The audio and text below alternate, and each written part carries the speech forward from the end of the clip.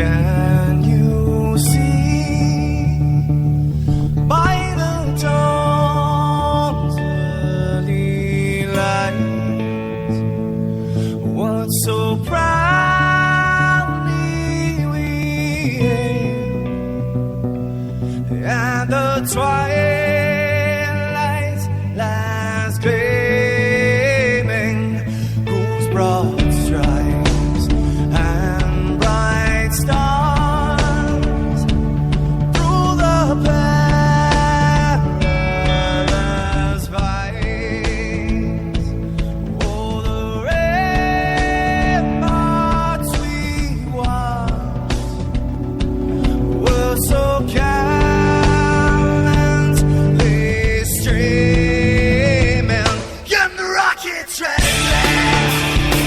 the bombs bursting in air, gave proof through the night that our flag was still there. Oh, say just that star-spangled banner, yeah, wave o'er the land under the fray, and the home of the brave.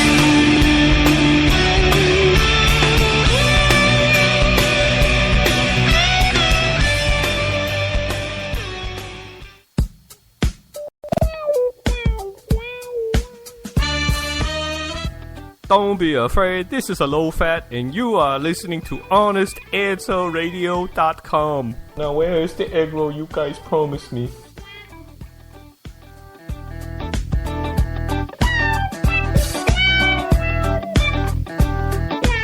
The views and opinions expressed on the Honest Answer Radio show are the opinions of Honest Answer Media and no one else. If you're hearing a syndicated broadcast of this show, don't hold it against the broadcaster. Rather, congratulate them on their openness, tolerance, and respect for the First Amendment to the Constitution of the United States of America. Thank you very much.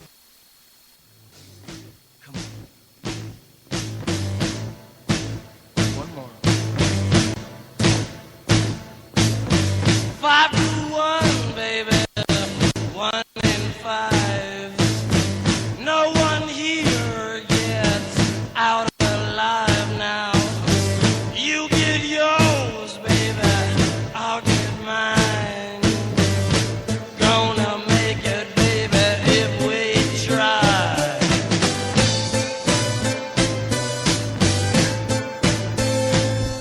We all get old and the young get stronger. May take a week and it may take longer. They got the guns, but we got the numbers. Gonna win, yeah, we're taking over. Come on!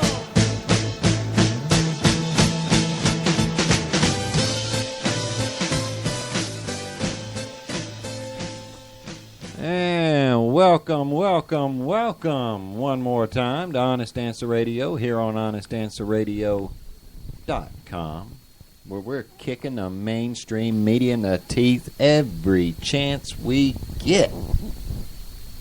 And if this is the first time you're listening to us, well, I'm going to be the Marty half of your dynamic hosting duo this fine Tuesday evening.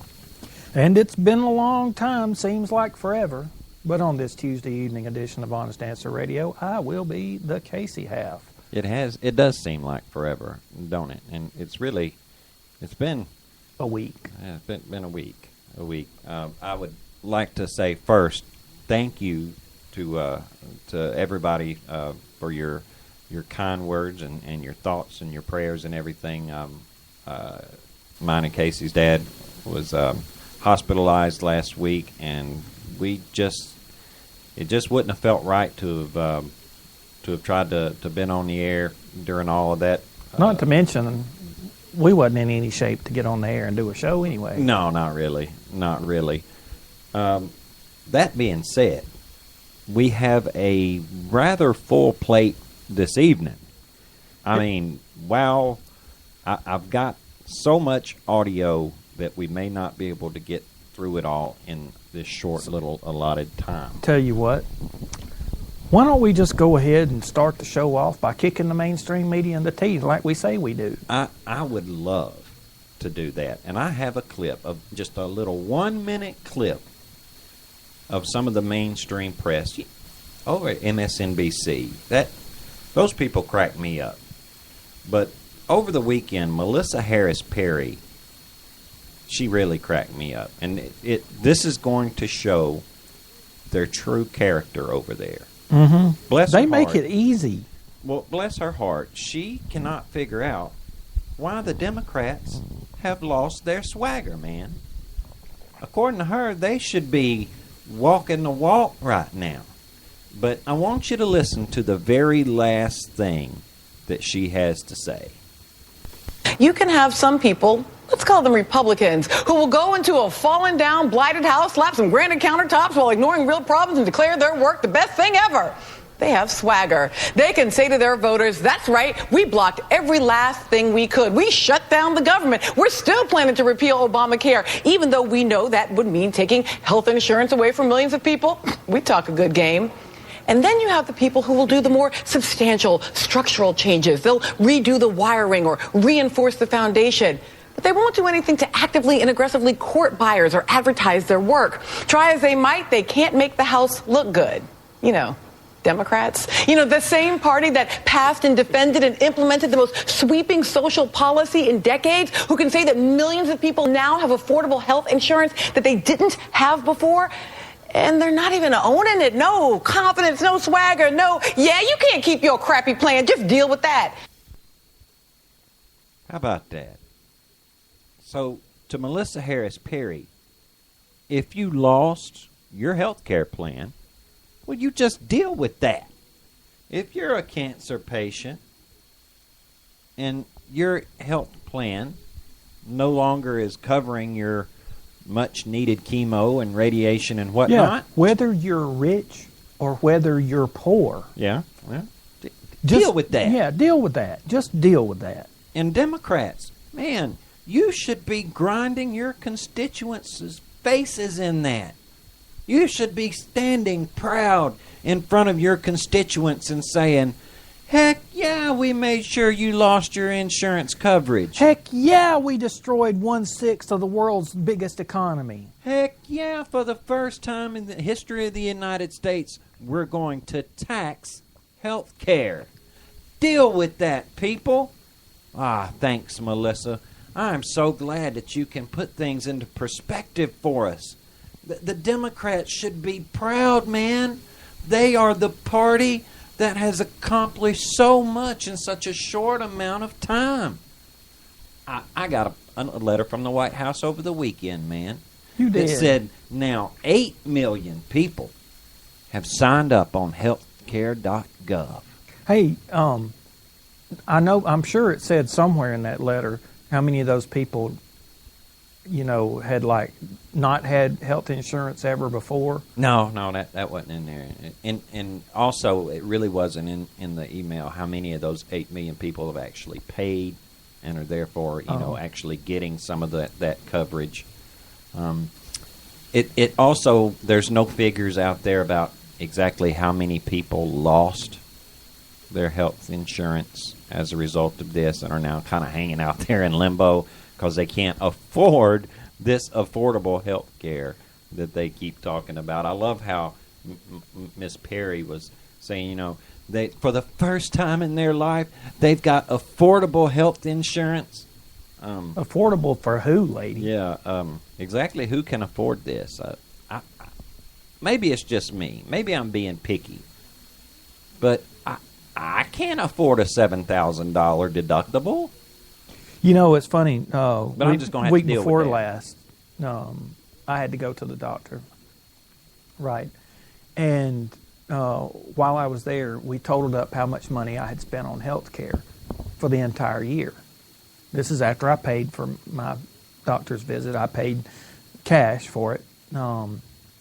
Last year, I spent approximately $350 for the entire year on health care. If I'd signed up for Obamacare, that I'd still be paying that much a month per month for health care that I didn't need. Whereas, something like a health care savings account or something like plus that. the that, $6,000 or $7,000 deductible. Yeah, that see, you would have had to meet. exactly. So I still would have had to pay that $350 over the course of the year, plus $350 a month, to subsidize things like the health of my ovaries. Yeah. Well, hey, look, man, that's serious business. Your ovaries. And my birth control pills and the abortions that I'm going to have and stuff like that, So, it was kind of eye opening. And the funny thing is, okay, you went to the doctor last week yourself, or week before last rather, and you couldn't get your doctor to say anything nice about Obamacare for some reason or another. No, it's funny. He didn't have a single nice thing to say about it. Actually, the emotion that I noticed most of all on his part was worry. He was anxious, about the future. I believe he of used the healthcare. words, didn't know if he could afford to practice medicine anymore. Yeah. Over on Real Clear Politics, there is a video. I can't think of the guy's name. He's a Democrat, and he's from Massachusetts. And he is saying that the big bombs haven't even dropped yet. Lynch, I think, is his last name, isn't it?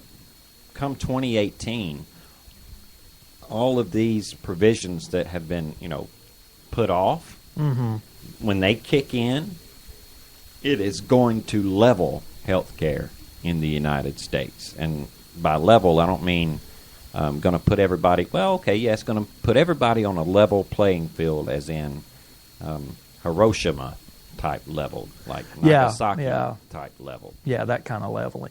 The Democrats, a lot of Democrats are not happy with what they signed their name to when they, shoved this down the throats of the American You mean maybe people. they should have known what was in it before they passed it? They ought to should have read just at least one or two sentences here and there.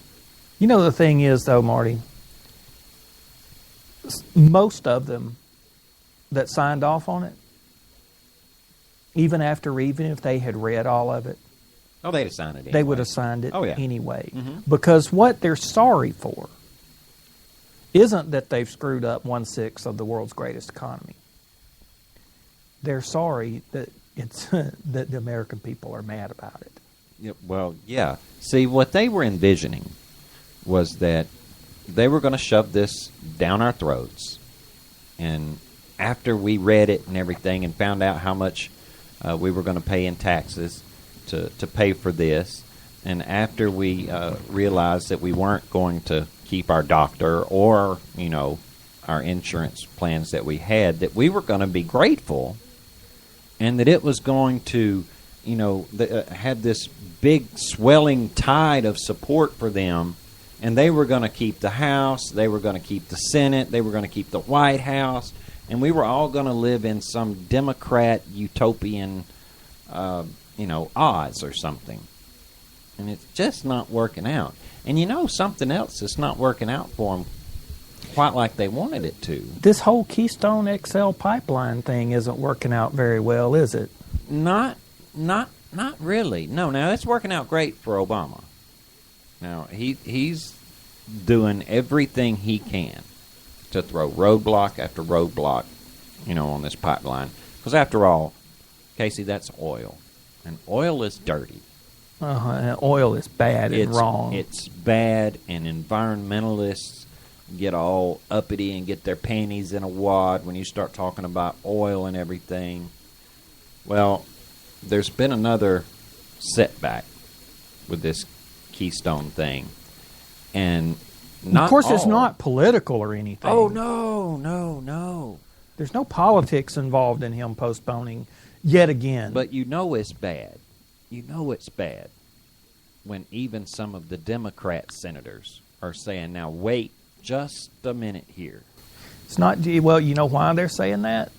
Because it's going through. It was going to go through their states. Well, and it was because going to the benefit unions, their states. The unions that contribute to their campaigns are saying, "Wait just a minute. We wanted those jobs." Yeah, and they're not going to get them now. the Democrat senator from Alaska, Mary Landrieu. Mm-hmm. Oh my God! Now here's this first clip that I'm going to play, or the second clip rather that I've got tonight. This is coming from MSNBC now. All right, on Morning Joe. Now, you're talking about this is just Joe Scarborough, right? That's the what makes this clip so great. You would expect, Joe Scarborough, seeing as how he's their token Republican, and I don't know how they call him one, but he is supposed to be representing the Republican side on that show, and usually he's like the lone voice, speaking out on behalf of the Republicans. But in this instance here, I believe the word indefensible is being thrown about, and not just by Joe Scarborough. Listen to this clip. This is wow. Calprin and I will associate myself with these Democratic senators' remarks. A lot of adjectives. It is unacceptable. I don't understand it, especially when you look at the two issues that are key here: jobs, and we can have the debate. People that are against this pipeline says it's going to create like 2.5 jobs, which is absolutely ludicrous. But also energy. Energy is in the news. We're talking about Russia. We're talking about making Europe less dependent on Russia. We have an opportunity to build an infrastructure here. And the president, in the middle of all of this, is wringing his hands and saying, hold on. I mean, how long can they put this off? Well, till after the 2014 to put it off for one court case, and Nebraska's obviously key to this physically, but there's going to be litigation about this forever. So to use the excuse to put it off for one court case when there's already been a lot of study of it, I think you leave the politics aside, as you said, just to go to jobs and the ability of the United States to do big things. I don't understand the delay. There have been like 4 State Department reviews approving or opening the door for it to move forward. It's hard to defend. So what I don't understand is just let's look at the politics of it, because this is all about politics. Then that's easy to defend. No, but but if you look at the politics, though, you're actually leaving the Democratic senators who have the biggest chance of losing and hanging them out to dry. And labor unions and public opinion. Right, labor unions, public opinions, because it's wealthy donors. Liberals, progressives, unless who the are decision against it, hurts them. They're not going to vote against Democratic senators and Congressmen. The politics on the other side are wealthy donors who really don't want them to happen. So it'll hurt. It'll hurt financially. Mega gifts from, particularly Californians and others who want to give. I don't understand if they're doing it for the politics, as the White House occasionally points out, then it's not great politics. But there's no, if you're open to the project, if you look at these State Department reviews. So what will the donor class do? I know Steyer wants to give $100 million, and will the donor class just keep their money in their pocket? They'll keep their money, or they'll direct it towards, primaries. Really? I don't get what the president's posture is. I just don't understand this politically. I think it's bad policy. I think it's bad for jobs when we need jobs. I think it sends a bad message to Vladimir Putin. And leaves these Democratic senators. Message. But let's just look at it politically. I don't understand the politics of it, because it hurts the very red state Democrats who need. Also, you're exactly right on the policy side. It does nothing in terms of the environment. This project is going forward. It doesn't change the fundamental climate change issues. All it does is alienate Canada, which happens to be one of our 2 most important trading partners. And you're right. It misses an opportunity for the United States to begin to embrace a serious energy policy that reflects the fact that we're not energy needy, but now we actually have an energy sufficiency. This is actually a moment by taking a tough decision, both symbolically and we could accomplish a lot for ourselves, I think, in places like Ukraine, but also Iran, where we're entering the final stages of the negotiations there. Hey. Well, first off, okay, when they're talking about we've alienated Canada, wah. I mean, I'm sorry, guys, but when Obama was elected, there were so many Canadians who were fairly liberal who were going, finally, the U.S. has a president that's nice and friendly and he believes in unicorns and pixie dust and fairies and all this kind of stuff. And Europe, they courted him. They courted him. we his love apology Obama. tour went over like gangbusters. Finally, somebody that's not a Bush that we like and all this. Well, how do you like him now? Oh, yeah. Yeah. While the rest of us over here, about 50% of this country was wailing and gnashing its teeth over his election because we knew what was coming, because we knew that socialism was coming, and we knew that the man intended to wreck our economy, and we tried to tell y'all, and y'all were, oh, Americans are so, you just want to keep your guns. It's only all about your guns. Well, you know, they keep saying everybody can see the writing on the wall, that this is strictly political on his part. And they don't understand why he would be throwing up all these roadblocks, particularly, you know, when we're talking about energy here, and Russia pulling their big moves and Iran and all of that. They don't understand why he would be shooting the Democrats, his own party, in the foot right now when this move right here, this Keystone Pipeline, if he were to just sign off on it and say, you know what, let's do this thing, then all of those Democrats in those key red states, that those Senate seats are very likely now going to go to the other party. This could potentially have allowed the Democrats to keep the Senate, because they would have had something positive to stand on. Right. But now he seems to be, you know, they're looking at him with these shocked expressions on their faces, like, what are you doing? But I tell you what I think he's going to do. Obama is known for getting right up next to the election and then pulling a big okey-doke, right? Right. I think that right around, say, October, the October surprise, that's when he's going to pull it out of his pocket and say, all right, see, I held out because I needed this, this, and this to happen. And those mean old Republicans, they kept standing in the way because they wanted the environment to get messed up.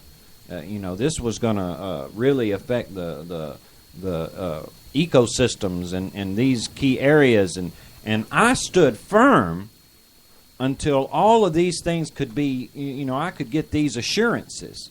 And now that I've got these assurances, well, I think it's time we go ahead and just let that Keystone Pipeline come in. And this is a result of the hard work of not just me, but all the Democrats in the Senate, and in particular. They got together with me and they hammered this thing out.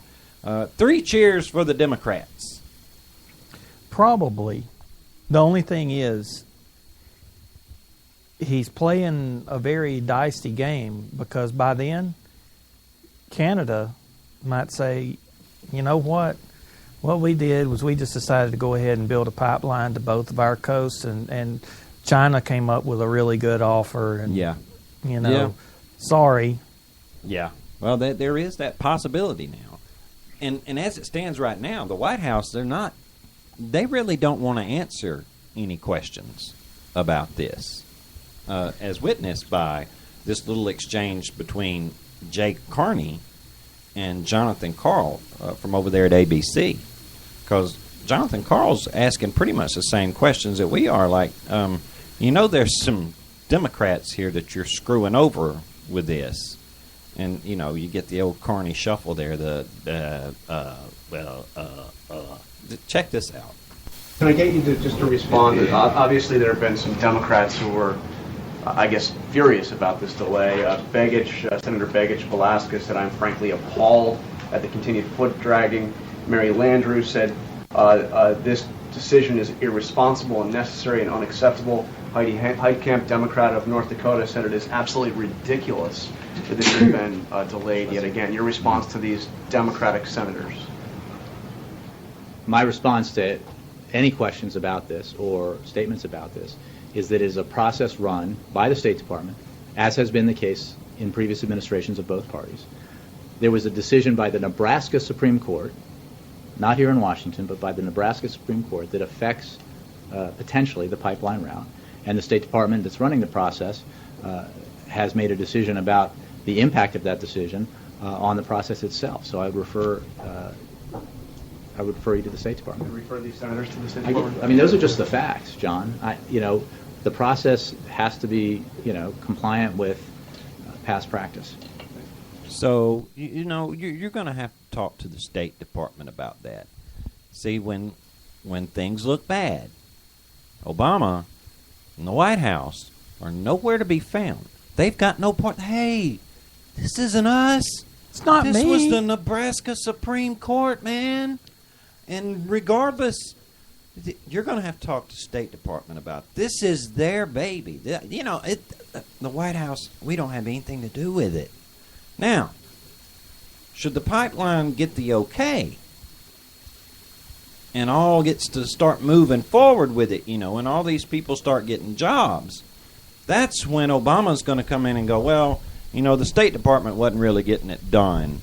So I remembered that I had a pen and a phone, and I talked with some of the Democrats in those key states. And we decided to get this done. It was just time to just get this done. Yeah, they made some really good points. And, really you should take your hats off to those senators, those fine Democrat senators in those states like Alaska and Louisiana. They worked really hard to get this for you guys.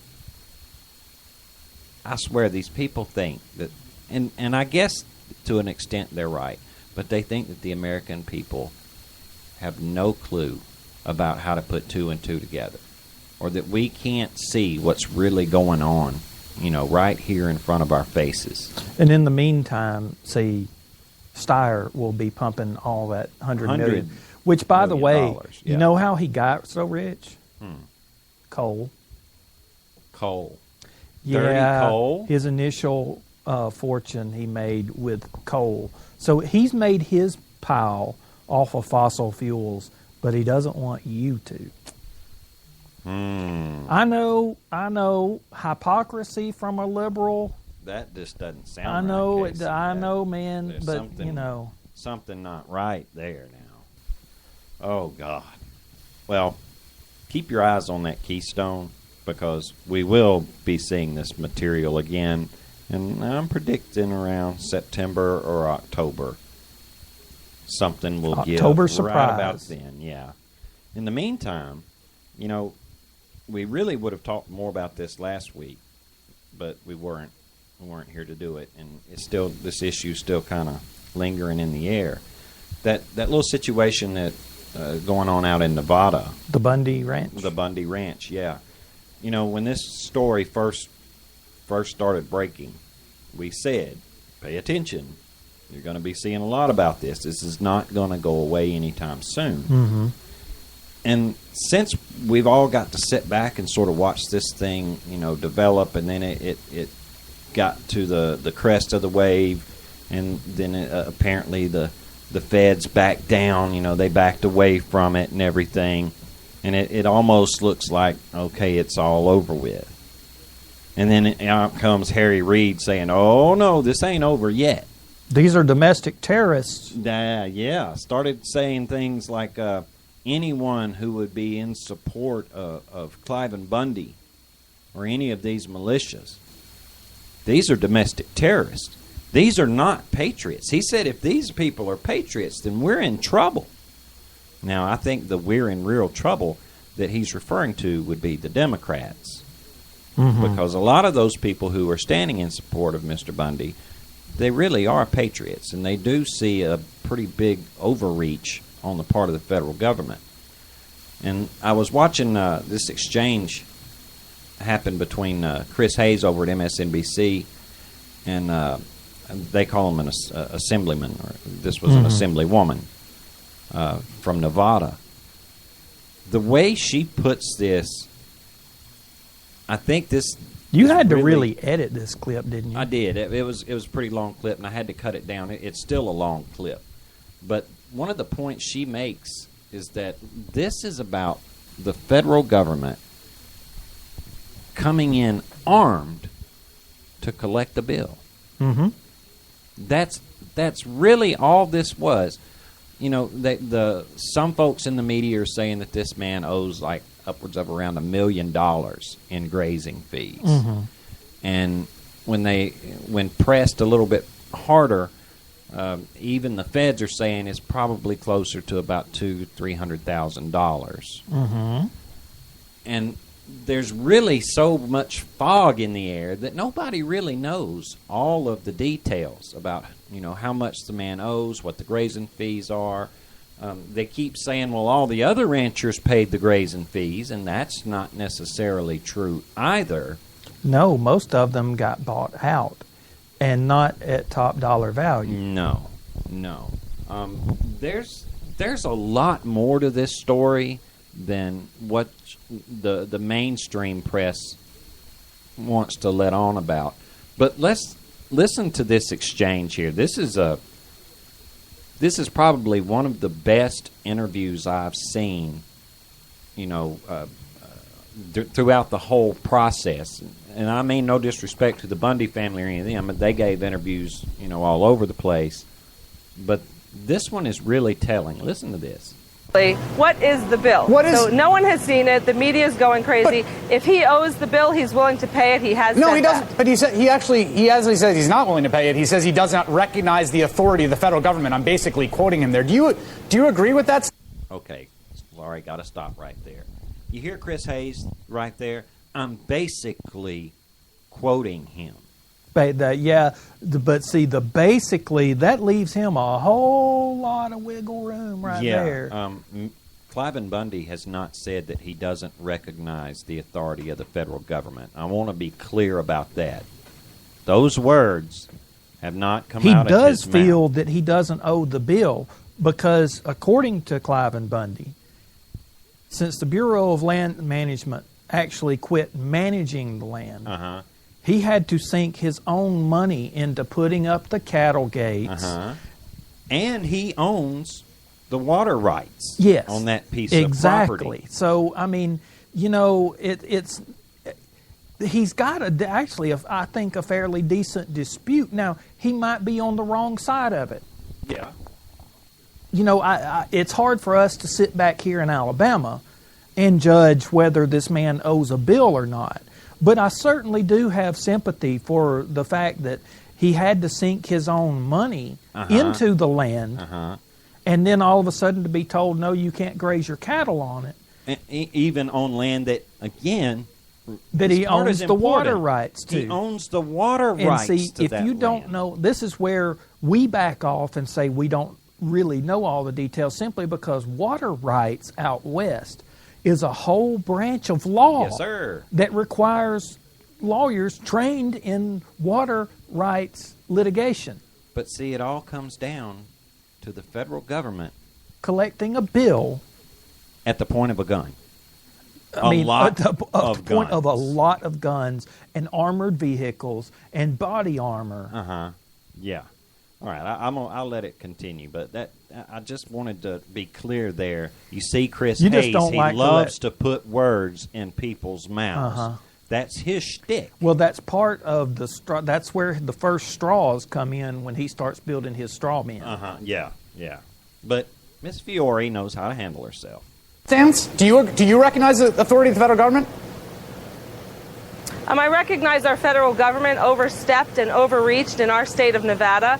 That's what I recognize. I recognize we have a lot of issues to conclude. We also have the spotlight on Nevada right now, looking at the way BLM had zero stewardship in herding cattle, slaughtering cattle. That's what I'm recognizing. I'm recognizing what I've seen. This is my 6th day on the ground here in Bunkerville, and I'm recognizing that this was handled totally incompetent. I'm questioning the BLM, and I'm also going to request either a resignation or termination of the person that had ordered this to be done. But that's a distinct question. I understand your point. You think that the way that the law has been enforced, the BLM has been heavy-handed. That's a distinct question from lines of legal authority. I'm just asking you a simple yes or no question. Do you recognize the authority of the federal government? Oh, I recognize the authority that they believe that they have. I just question it. So you agree with Cliven Bundy, the federal government does not have authority over the land, does not have authority over the taxpayers of Nevada? No. Chris, don't put words in my mouth. I'm not saying I agree with Cliven Bundy. What I'm saying is The way this was handled is really suspicious. When in the heck do we send our federal government with arms to collect a bill? When do we do that? Well, there are a lot of people... When have we ever done that? I mean, if we literally sent our federal government to the borders to secure them against terrorist crossing, hey, I got that. But they want to come here with arms because cows are grazing? Here's the question, right? Chris, I'm sorry. I think here's you're the question, right? The principle that people are watching here, I just want to give you a view from outside Bunkerville, right? The principle people are seeing is someone went to court, they fought in court, they lost and they lost and lost. We can agree on that. Well, first of all, whether you think the courts are right or not. Understand, wait, let me explain something. No, the BLM in 1993, wait. Okay, they came up with these fees in 1993 to compensate damages, which they have not defined. Right. So, define I understand you believe, Chris. right. Define the damages. Here's what we have seen. We've seen court judgments. Here's what We've seen the government try to. The federal government says, do as I say and not as I do. We've seen the government try to collect on. See the government try to collect on a fee. I understand you think it was heavy-handed, but then what we've seen is 1,000 people, many of them armed. If you owed the federal government money, Chris, do you want them coming to your house, pointing guns at your wife and children? Is that okay with you? No, because it's definitely not okay with me. It's not okay with Americans across. Is it okay with you? Across the United States? Is it okay with you if every rancher in the country stops paying their grazing fees? No, it's not okay. Well, that's the issue, right? I mean, this man is in violation of the law. Here, you ready for this? You're great. Lean the cows. Lean the property. Don't come here with guns and expect the American people not to fire back. Okay, but let me ask you this, and I agree. I think we've actually found a point of agreement. I think you should lean the cows and the property, and I agree. A nonviolent resolution of this is great, but I would ask you this.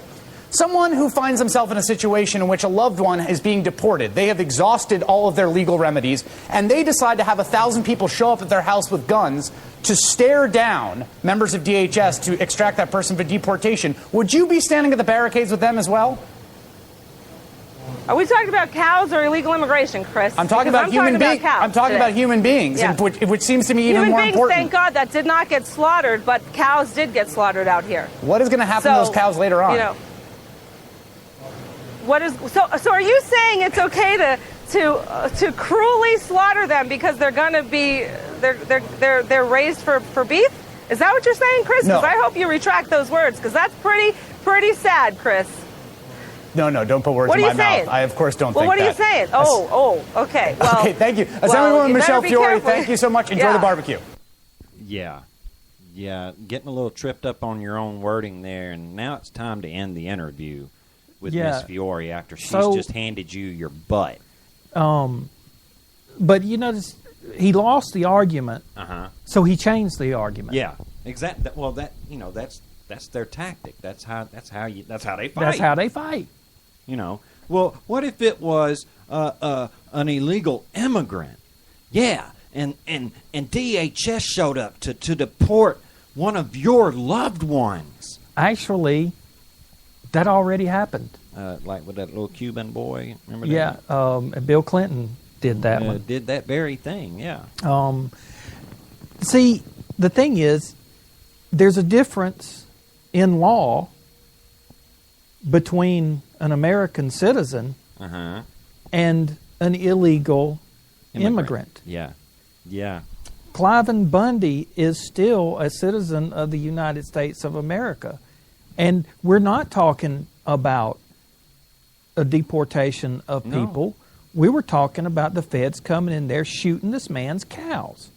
And instead of putting a lien on them and taking them to the stockyard where they could be slaughtered humanely. They said, the BLM says that this was great, they only shot those cows because they were acting aggressively. They shot those cows in self-defense, Casey. They wouldn't have done it if one of those cows hadn't have snorted and, kind of, what do you call it? When they I got a question. Scrape their hoof on the ground in an aggressive manner. I got a question. Okay. How does a cow get aggressive with a sniper? Hey, man, look, that's something that I'm sure. Did the cow come up with another sniper rifle? Look, was he firing on the BLM? I don't know. It's possible.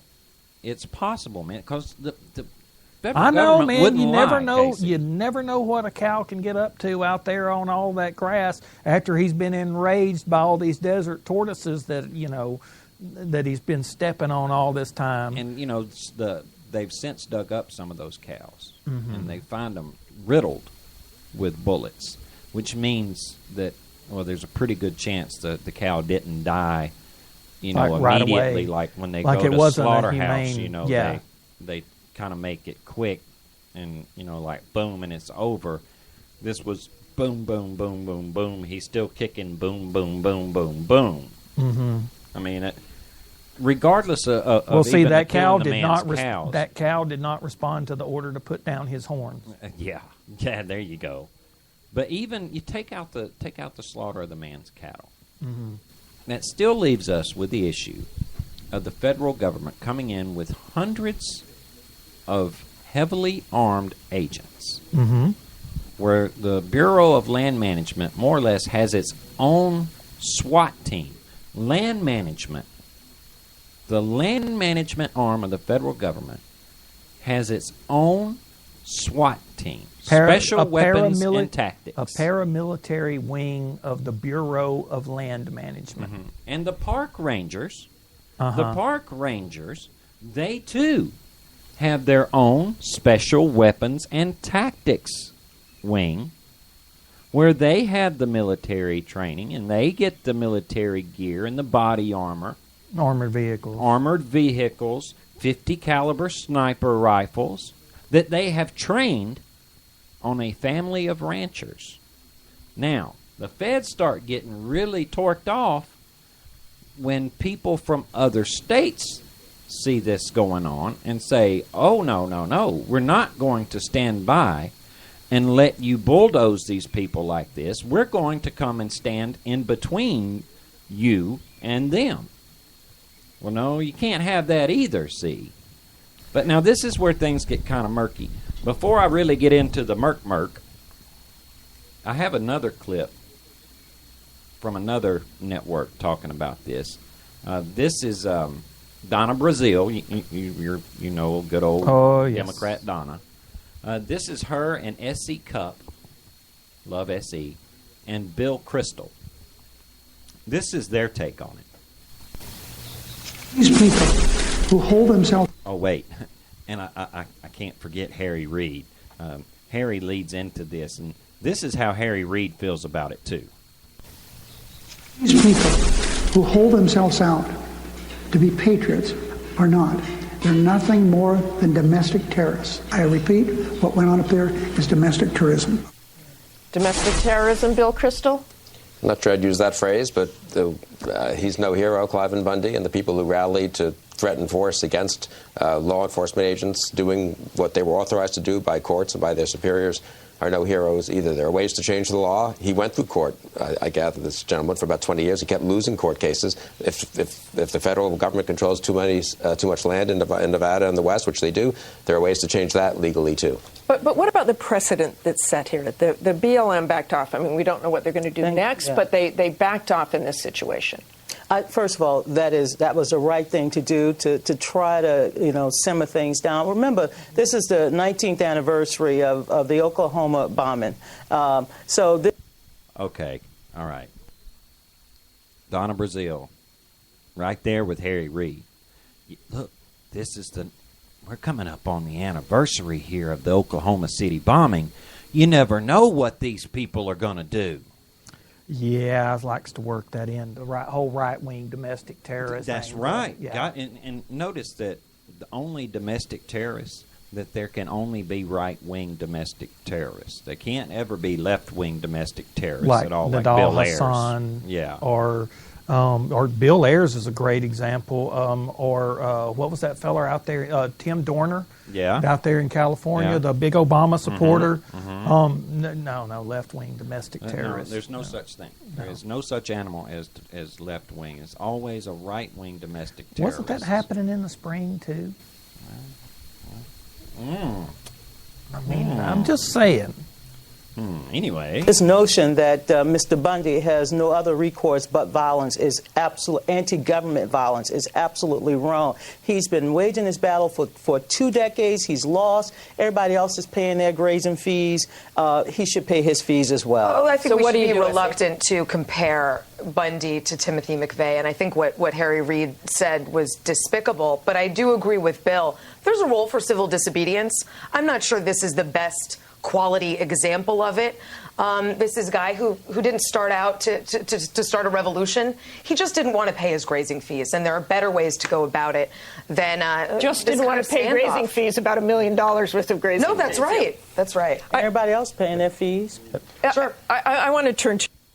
Everybody else is paying their grazing fees. No, Miss Donna, not everybody did pay their grazing fees. And also, not everybody owned the water rights to that land. That's right. See, again, there's a lot that the mainstream press, and particularly the Democrats, do not want to be. They don't want a lot of that information out there, because then that ruins their image of painting this family as domestic terrorists. I hope Donna Brazile has better insurance than Obamacare, because that lower back pain that she's going to get, because water from carrying Obama's water weighs 8 pounds per gallon. Oh yeah. And when you're carrying that much water for the Obama administration, you're going to deal with some lower back pain. See, they've got to paint these people out to be anti-government, anti-American, unpatriotic, domestic terrorists. How is it?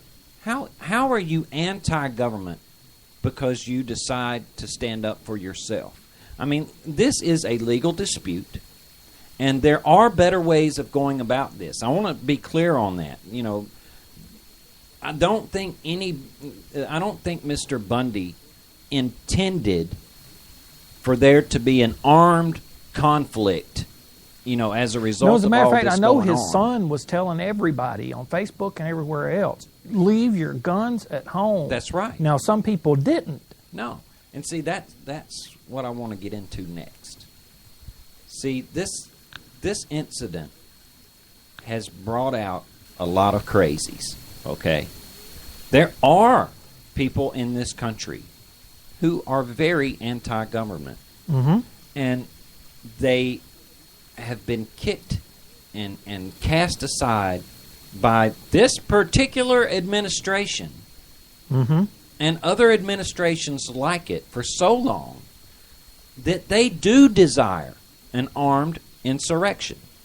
Now, I don't believe that these people really fully understand what would happen in the event of an armed insurrection. You and I have talked about this before, where we had that. It cost 600,000 lives in the 1870s. Yeah. With the American Civil War.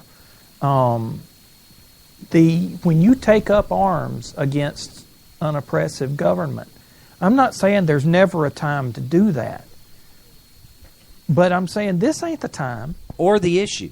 Or the issue when who's right and who's wrong isn't so cut and dried. Yes, the federal government owns 80% of the land in Nevada, and that's wrong. That's dead wrong.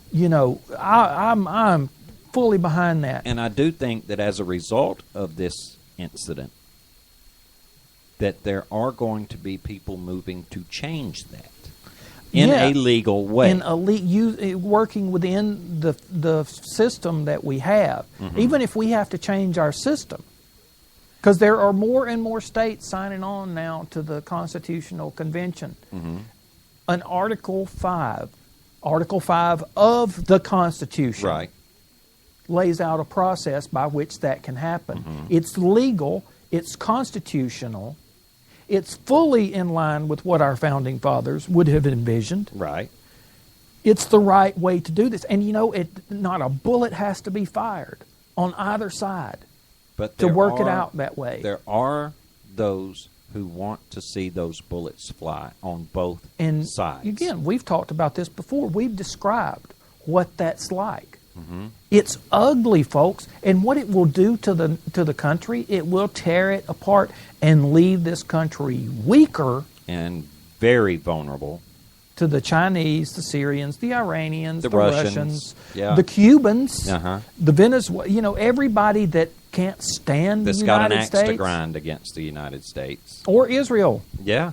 Because, hey, we're all one and the same according to some of these nutters. Mm-hmm. So, before you go and take up arms and try to shoot a federal agent, you might want to think just a little bit harder I'll about tell you that. what surprised me.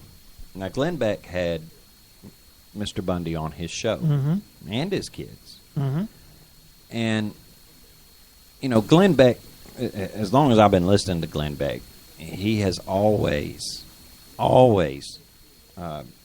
tried to preach nonviolence and the Martin Luther King, Mm-hmm. Mahatma Gandhi, their way of doing things, because they were very successful with nonviolent protests. Right. And, like we said earlier, I don't think Mr. Bundy really intended for this to be, the spark that ignited a civil war in this country. But I do think he wanted his fair shake. But in all of this, a lot of the crazy started coming down Mm-hmm. and bringing their guns and saying, whoopee, there's going to be a fight. And Glenn Beck noticed that too.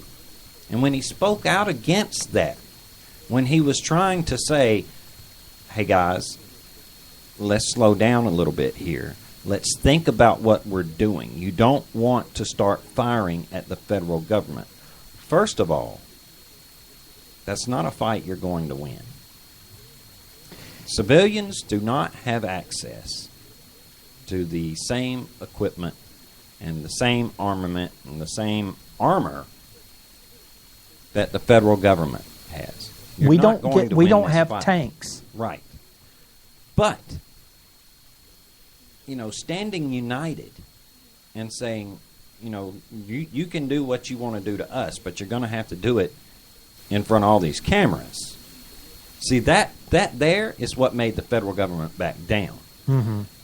This wasn't like Waco or Ruby Ridge, where the internet was right there, and all this stuff could play out in real time in front of billions of eyes. Right. The federal government had enough sense to look at this and go, look, if we do what we want to do, which is go in there and just mow these fools down, like we can do, then they're going to start making comparisons between Obama and Vladimir Putin. That's right. And we're not going to, we might win this battle, but we are going to lose this war. When Glenn Beck started, saying let's all slow down, there were people calling him a traitor, Mm-hmm. Calling for his head. I mean, he made a speech on his radio show that said, look, if you're one of these people that are itching for a fight, if you're one of these people that are calling for armed insurrection, and you've been calling yourself a fan of my show, you go to Facebook right now and go to my Facebook page and you unfriend me immediately, because he doesn't want to be associated with that. Right. He's already got enough people, putting him in the crosshairs, trying to say that he's this big troublemaker. He started calling for a nonviolent resolution to this. And all of a sudden, he's the bad guy in this? For calling for a nonviolent solution? Well, I don't want to be on Glenn Beck's side on every single issue, because there are times when I disagree with the guy. Yeah. But on this one, put me in the same corner with Glenn, because I don't want, these people, you might want to go and fight the feds. You might want to go out in a blaze of glory. But I don't. And not over a bunch of cows either. I don't want my family to. Not over this issue. No. There are issues for which I will stand and fight. Mm-hmm. This ain't one. But not when there are other ways to resolve the problem. Violence is the last resort. It is a resort. But it's got to be the last. But it has to be the last one. Well, I've got an audio clip from Beck talking about this, and he's a lot more eloquent than I am. But this is his take on it. Here is a rancher who is in real peril. He is in real peril. He is losing everything, and he is thinking about his country and his Constitution and the rights not only of him, but the rights of all mankind. Because I have news for you. If the United States of America goes under, it is not your rights. Those should be the last rights you worry about. It is the right of all mankind that will be lost, because we are the only ones protecting those rights. And you're starting to see that all across the world. As the United States gets weaker, the dictators grow stronger. As we lose our way, the rest of the world falls into darkness. What do you think the people in Ukraine feel right now? Why do you think Russia could go into Ukraine? Because we are weak. Forget about your rights. What about the rights of everyone all around the world? What about the rights of your children and the rights of your grandchildren and the grandchildren of all the people all over the world that will lose them because we lose our way? We've lost our way, but it shall be for our good. If the very gates of hell open up, it will be for our good. Violence is never the answer. Taking the law into your own hands is never the answer. There is a reason Martin Luther King did what he did. A, because Jesus, Gandhi, Bonhoeffer, and King were right. Peace is the answer. But there's also method to the madness, and Gandhi talked about it. Martin Luther King knew that if you put good versus evil on a television screen, in Western society, the people will choose good. Did they choose Occupy Wall Street? Look at the coverage that Occupy Wall Street got. Look at how people in the media fawned over Occupy Wall Street. How the celebrities came out, supported it. Did it grow? No. Because our fellow men and women in the United States of America have still, no matter what anybody wants to say, pretty good judgment on them. When it comes to a movement that says your rights are being lost. There were lots of people, in fact, some of the same people, that were saying, you know what, I'm going to go with them because they're right. The rights are lost. Yes, but their tactics are wrong. The people that are involved had lost their way. Martin Luther King knew that if you take a bunch of people and they release dogs and they release and open up fire hoses, the people will see it and reject it. It is no longer 1840. It is 2014. People will see it and they'll see it instantly. As people see others gather around and taunt and poke their fingers and act like Occupy Wall Street to federal officials and federal officers, if they see that on television, I am telling you now, you will lose the battle. God help us, because we will lose the war. That last little part there where he's saying, if you're going to poke your finger, and that's what I was seeing on a lot of these news clips. A lot of those well-intentioned supporters of the Bundys poking their fingers at law enforcement and screaming like madmen and women. See, what did Martin Luther King and those folks do? They sat down, they linked arms, and they sang, "We shall overcome." Mm-hmm. They prayed. In public. Now, if that's what I had seen out there at the Bundy Ranch, we wouldn't even be talking about it like this right now. If that's what I'd seen, we would have even been tempted to have gone out there and joined them. But I'm not going where people ride up with their guns on their And I was glad to see horses brought into the equation. Hey, that was great. But these guys sitting there with their hunting rifles, sitting on their leg. Training counter snipers on federal snipers. Yeah, I mean... People, this is not... We're better than that. And, you won't win the battle. No. And you will lose the war, but you won't just lose it for you. You'll lose it for me. You'll lose it for my family. You'll lose it for... And like Glenn says, I mean, he's a little bit more grandiose. But it is true. The United States is the bastion for freedom. Mm-hmm. And when we go under, the light goes out all over the world. That's right. That's right. And so, there are eyes on us, watching how we handle these situations, and between us and our government. And, so when Harry Reid makes the accusation about domestic terrorists, he's wrong, but at the same time, in the eyes of the mainstream media, they can make the case that he's right. That's right. And they're out there doing it right now. Well, you see how Donna Brazile there. Mm-hmm. She's buying into it hook, line, and sinker because she saw... And their network... Which, that one was ABC, by the way. Yeah. Their network buys into it. So, which they can't do that with people sitting on the ground and praying together. That's right. They can't do that when, that's what lost it for the Occupy movement. When you're screaming peace and love...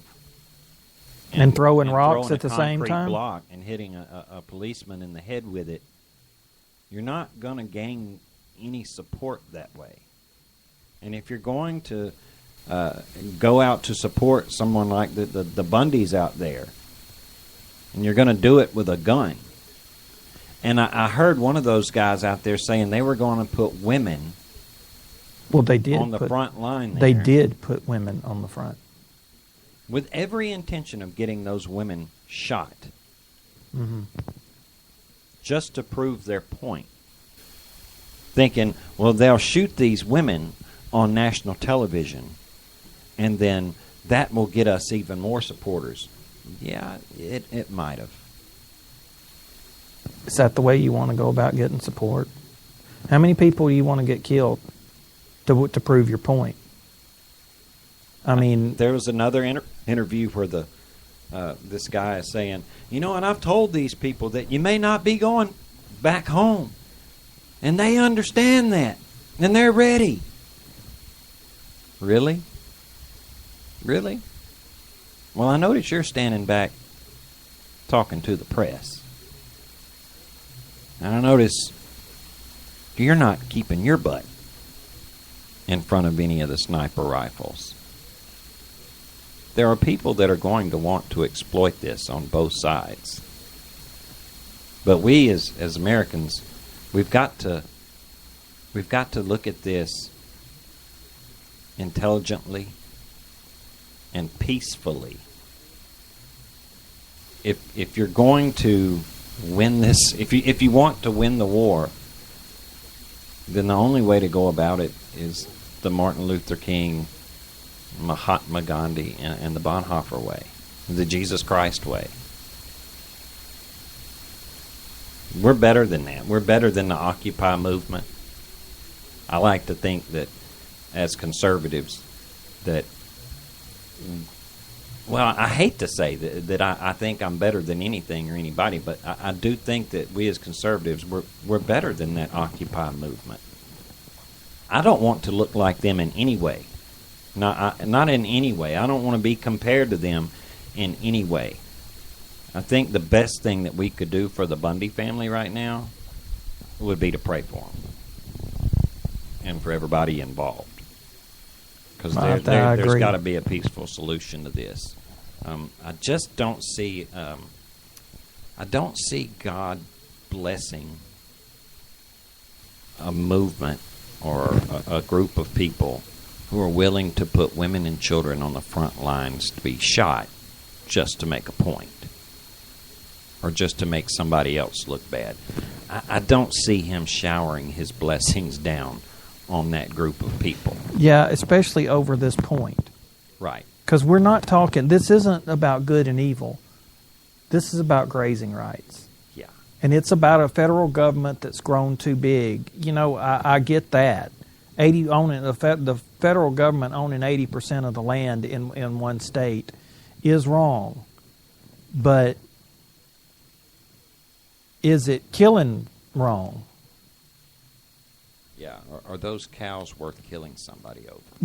Exactly. I mean, that's... Not so much are they worth dying over, but are they worth killing somebody over?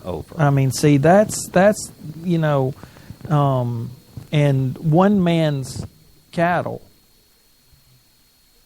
are they worth killing other people for? And look, I think that those, we called those BLM folks, I mean, look, they're thugs. They know what they're doing. Uh-huh. They chose that particular profession. They like being the guys with the guns. Hey, look, I'm not saying they're nice people at all. They don't get a whole lot of sympathy from me. No. But their wives do, and their kids do. Yeah. And their friends who care about them and love them. And, they matter. I care about those people. I have sympathy for them. And I have sympathy for all the other people, the family members and friends of those people who were standing there risking their lives. I've got some sympathy for them. I don't have sympathy for the folks that were willing to put their women in front. Man, in this country right now, we are in bad shape in a lot of ways. We're talking about the federal overreach there, the federal government having too much more control over way too much land in this country. There's a reason that things are the way they are right now. We as a nation have lost our way. We have taken our eyes off of what's really important. We have forgotten about at the founding of this country how much our founding fathers relied on divine providence. Mm-hmm. That was an 18th century way of saying they had to put all their faith in God to get them through. We have forgotten how important that our belief in God, our faith in God, and our trust in God, we forgot how important that is to the country and to our lives in general. I'll give you a good historical example of that from the Bible. Take the nation of Israel. They were God's chosen people, right?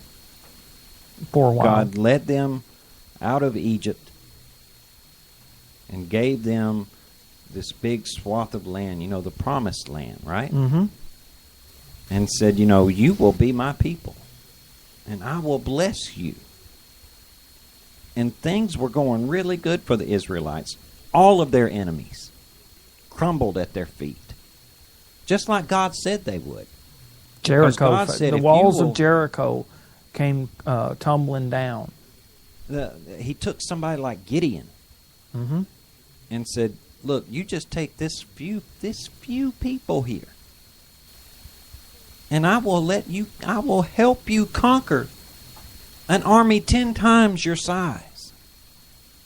Because those people, those Israelites, they kept their eyes on God. They knew that it was God that led them there.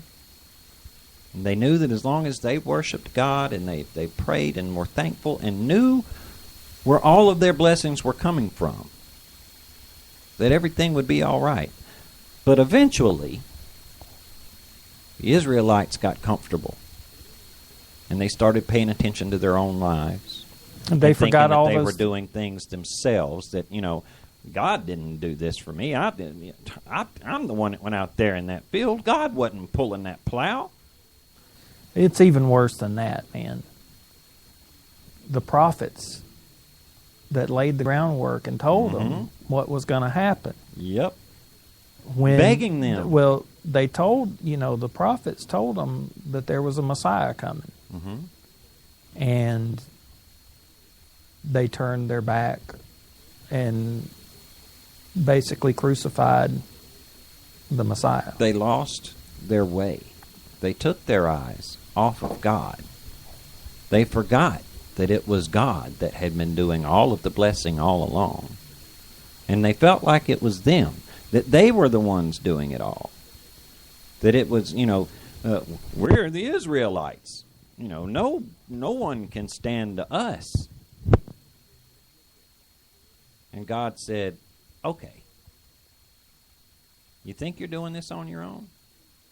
Well, I'm going to show you what happens when you're on your own. I'm pulling away from you guys. And Rome had their way. And so did everybody else. Look at Jerusalem. Mm-hmm. Today, because of Saladin, mm-hmm. the holiest place in all of Israel is under Muslim control.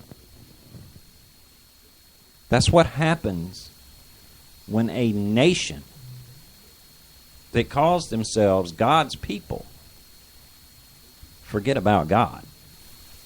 This nation, whether there's a lot of people in this country too right now that's going to cringe when I say this, but this nation, this Christian nation, founded on Christian principles,